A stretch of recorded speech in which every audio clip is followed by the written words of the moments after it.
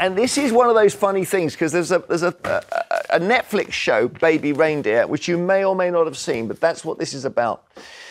So the woman accused, I'm going to explain it, so hang with me on this. The woman accused of being the real-life Martha from the Netflix show has come forward and denied being a stalker.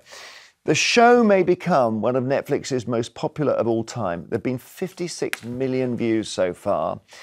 But I'll just explain what it's about. So here you see this comedian, and he plays himself, Richard Gadd. And he's got this stalker, and there she is. And he develops a warped and complicated relationship with her. She's named Martha in the drama. He meets her at the bar where he works. She starts off friendly. Her behaviour then unravels to something sinister. He accuses her of constantly following him to comedy gigs, showing up at his house, attacking his girlfriend. There's a horrible fight in it, sending him a staggering 41,000 emails, 350 hours of voicemail, 744 tweets, 46 Facebook messages, and 106 pages of letters. Now, here's the thing. When you start watching Baby Reindeer, which actually we've all seen, at the very beginning, it says, this is a true story. It doesn't say this is based on a true story. It says, this is a true story. That's on the screen in black and white. So obviously people then say, well, we must be able to find out who Richard Gadd's stalker was. And there's a lot of sleuthing goes on, and it all points to a woman called Fiona Harvey. And she's sick of the attention. She's come forward. She's denied the claims made against her in the show. And this is her speaking to Piers Morgan. Were you ever in love with him? Yes. Is that a serious question? Yeah. No. No. Gave him the brush off. He asked me to sleep with him with a big green spot in his face one day. I said, no, I'm sorry, I'm not interested. He asked you to do what? He asked me to sleep with him. He said, would I like my curtains fixed? And I laughed. And he said, that's a euphemism. Do you want me to come home with you? And I said, I've got a boyfriend. I gave him the brush off big time, I think. You know, it was subtly so, but the bottom line is, I think this is behind him. No, I don't fancy him. I don't fancy little boys without jobs. So that's her striking back, and there's some really difficult issues in here, because in the drama, he gets into this relationship. He then looks her up online, this Martha figure, and finds out she's been to prison already for stalking.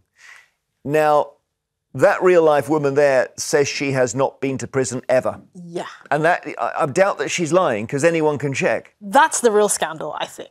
That's what kind of threw me. I mean, I don't really want to talk about her personality or whether she's a bit odd or whatever. I think the real scandal is Netflix and their due diligence and their duty of care. This woman was found within 20 minutes of the show airing. Yeah. And it said explicitly that she had been to prison for 9 months. She'd been convicted twice of being a stalker.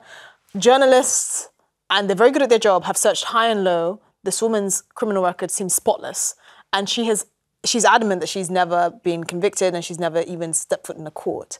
So I think it really pains me to say this. The truth is somewhere in between what Netflix is saying and the story they portrayed and what she is saying. And the problem is not necessarily the characters, real life or fictionalized, it's the responsibilities on Netflix. How could you say with certainty that this is a true story and not have done your due diligence on virtually everything in there that's portraying this woman in a certain light? I mean, it's also with a problem with it, because it's all written by Richard Gadd, and because he plays himself, you then have an additional feeling that this is very real, almost like it's a documentary, Andy. Yeah, I mean, a big part of it, I remember when it came out, they'd obviously decided that the PR was, we will talk about how we are protecting the woman's real identity, and we've made a lot of differences, and it's nothing like the real person. So I was imagining that the real Martha was this very petite blonde woman from Birmingham or something, you know. And then, of course, they bring on Fiona, and as Piers said in the interview last night, I mean, the similarity is extraordinary. Yeah, I mean, well, Scottish and... You know, looks the mannerisms, talks the facial. I'm sorry, they did more to protect the identity of the rapist. Well, this is the other thing. So we should explain if you haven't seen it, and there's a certain element of spoiler here, but there's a horrible assault on Richard Gadd, which he obviously says actually happened, where somebody who is powerful in the entertainment industry, a male, rapes him, drugs him, and rapes him. It's that bad. Yeah. And that person's identity has been hidden. Now, based on what I saw in the drama, I would have assumed that they probably offended many times since they hurt Richard, and yet we're not allowed to know who they are. Yeah. And of course, someone's been wrongly accused. Well, They've someone's had to also been publicly wrongly- say it wasn't this guy. 'cause- Yeah, so there's something wrong with that. I'm starting to think this could rebound very badly on Gadd. I think this could rebound very badly on Netflix. I mean, I think we still have to remember that Richard Gadd is a victim, and that however way he's recollecting the story that he's telling, you know, something sinister has happened. I don't think he's just fabricated this from nothing. So I don't think that the kind of onus should be on him for anything. You think she, the you real think she did stalk him? I do think that, yes, I do think there was an element of extremely inappropriate behaviour. I don't think there were 41,000 emails, but I do think there were probably hundreds. I think she's downplayed a lot of the inappropriate contact she had with him. I think he was very brave and open and honest in saying he thinks he led her on, he was on drugs, he was under the influence of alcohol, and a lot of his experiences were fueled by that. I completely respect and agree with that. I think the real scandal here is Netflix. Netflix has completely botched this. Well, this is I think a mentally unwell person, possibly, or certainly a vulnerable person, let's say. You don't want something bad to happen to her, Andy. Yeah. No matter what she's done. You don't. I mean, you know, you can't help but be concerned about her mental health, whatever she did or did not do. You know, going live with Piers Morgan, it wasn't a great interview. She's not getting good advice. She came across to me as quite aggressive at times, and her behaviour was strange.